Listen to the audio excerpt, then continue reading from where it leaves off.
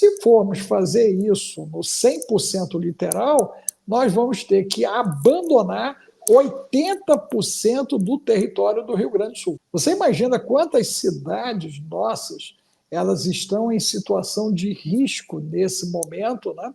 E que algumas delas, inclusive, agora, a partir de junho, a previsão deles, eu até postei isso no meu Instagram, é que elas vão ficar debaixo d'água mesmo. Tá certo? A laninha vem com força. O cara foi o primeiro escriba, o primeiro sacerdote, o primeiro profeta, e o livro dele, lá, né, em Niceia, a ortodoxia segurou o livro dele. Tirou acesso ao povo. O custo das vidas do Rio Grande do Sul vai ser determinante para as futuras gerações que lá vão viver, porque toda essa oferta sacrificial, né, todas as perdas que ocorreram, né, vão motivar a população, né, a sociedade civil organizada, a se posicionar no esforço da reconstrução e do direcionamento agora das prioridades dentro do Rio Grande do Sul, entendeu, Betete? Então, você vê, essas vidas perdidas, elas vão ser entendidas no futuro como heróis de uma resistência do Rio Grande para se manter existindo. Porque se você olhar com bastante carinho, né, o ideal agora seria a prática do quê? Do êxodo, né? A retirada da população de todas as áreas de risco. Se formos fazer isso no 100% literal, nós vamos ter que abandonar 80% do território do Rio Grande do Sul. E você disse uma coisa bem interessante, né? Que o professor Alex Alves, ele é militar reformado. Construir as prefeituras, né, liberarem alvará de construção às margens de rios. Isso é o cúmulo do absurdo. Se você tem um estudo ali que prevê determinadas enchentes, né, e pela febre da construção de prédios, de loteadoras, de loteamentos, de bairros, né, e também tem aquela pessoa mais humilde que compra um terreno ali às margens do rio, né. Eu acho que está na hora de dar um basta com isso, né, professor Alex? A gente está, que nem eu falei, a gente está no século XXI, a gente tem tecnologia. A não ser que você construa ali um prédio de 50 andares, onde os 30 primeiros andares sejam somente pilares, né? Quer dizer, está na hora de fazer a coisa certa, né? Aí na tua região, né? Vamos dar nome para isso? Não, vamos dar nome para isso, Betete. Salvador, Maceió afundando, Recife, que pode ficar debaixo das águas, Rio de Janeiro, que pode ficar debaixo das águas. Você imagina quantas cidades nossas elas estão em situação de risco nesse momento, né? E que algumas delas, inclusive, agora, a partir de junho, a previsão deles, eu até postei isso no meu Instagram, é que elas vão ficar debaixo d'água mesmo, tá certo? A laninha vem com força, ela vem com apetite. E aí, o que acontece? Nós temos dois comportamentos, Betete. Um é a narrativa negacionista idiotizada, né? Narrativa negacionista idiotizada. Por quê? Mesmo diante, né, das evidências do fato, o indivíduo ele se coloca como sendo fake.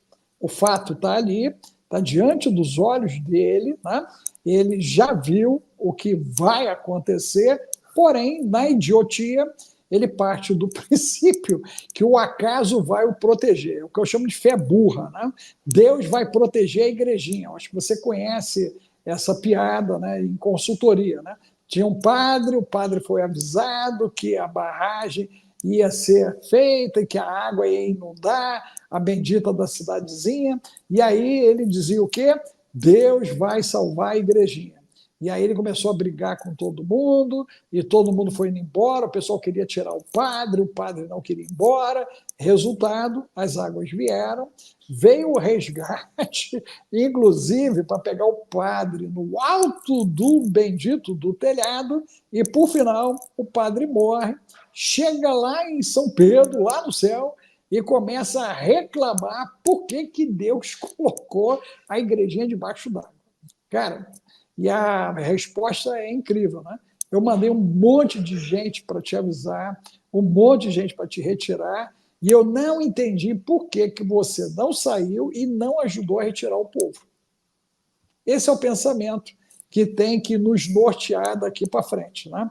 Nós já sabemos do Apocalipse, nós já sabemos de Mateus 24, a escatologia bíblica está sendo, né, exaurida nas suas explanações em várias frentes diferentes, né?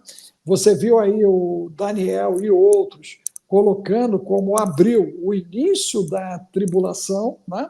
E eu, particularmente, eu ainda não fechei essa questão, porque precisa, no meu entendimento, ter fomes, no plural, que não há, guerras, no plural. Nós só temos 9, por enquanto, é pouco ainda, e nós temos... Não, verdade, verdade, verdade. E nós temos também... Nove guerrinhas É só 9, cara. Isso é pouco, isso é pouco, isso é pouco. Tem que ter mais para caracterizar o cenário. E você tem que ter a apostasia, que, nesse momento, nós ainda temos lampejos de fé, lampejos de esperança. Porém, a inteligência artificial... Oi? Sempre vai ter um grupo, no mínimo, de pessoas com fé. A fé não vai... A Bíblia fala dos eleitos, né? E ela fala de um grupo lá de 160 mil no final, que vão estar ali resistindo a isso tudo que vai acontecer. E se você olhar o texto bíblico, Betete, né? Ele sugere um período que pode chegar a décadas, séculos e milênios. E todo mundo está naquela expectativa, né, de que vai acabar rápido. E tudo que eu estudo é o contrário. Nós temos que estar preparados para uma resistência analógica biológica e uma resistência da fé cristã para atravessar esse século, o outro século e ainda o outro século. Os meus estudos me projetam, né, para pelo menos 3 séculos à frente a efetivação de muitas das ocorrências que estão aí. Exemplo, você tem que ter a eliminação do analógico biológico, na sua grande maioria, para quê? Para sermos gestados e conduzidos por aqueles que foram produzidos pela inteligência artificial e as máquinas, né? Os sintéticos. Então, os sintéticos eles vão ter que se multiplicar e assumir o comando. Olha o que Jesus diz. Será que quando o Filho do Homem voltar à Terra, ele ainda encontrará fé? Pensa se um sintético vai ter fé. Pensa que alguém que foi gestado por uma máquina vai reconhecer a figura de pai e mãe. Quem vai colocar a memória afetiva na cabeça do bebê é a máquina, né, Betete? 3 séculos pela frente, então, ainda? Olha só, é só você olhar o tempo. Você teve Israel. Nós estamos no 6º milênio deles. O 7º milênio é o milênio da remissão. Nós estamos distante disso 200 e poucos anos. Entendi. E você que está nos assistindo aí, o que você avalia dessa reflexão aqui do professor Alex? Deixa aí o seu positivo, compartilha essa live aí. O meu desejo, Betete, é que aconteça agora.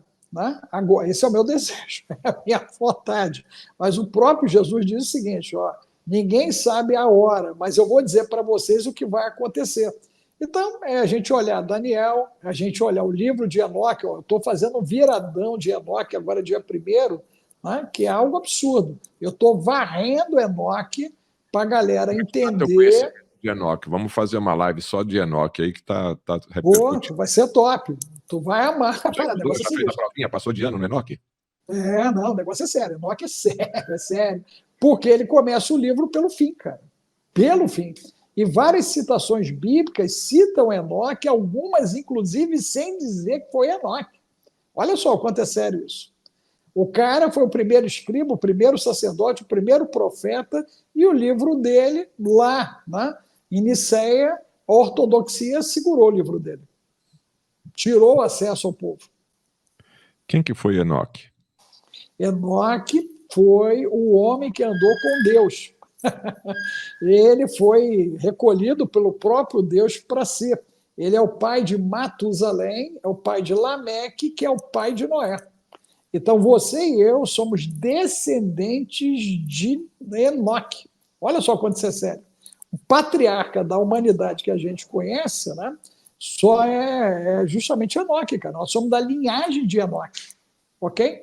E agora Noé, né, que é, né, descendente direto de Enoque, tem 3 filhos, né? Sem, Cã e Jafé. Eu e você somos descendentes, que a gente é bonzinho, né? No mínimo de Jafé, né? De Jafé, no mínimo, né? Porque a gente não é malzinho igual a galera de Cã.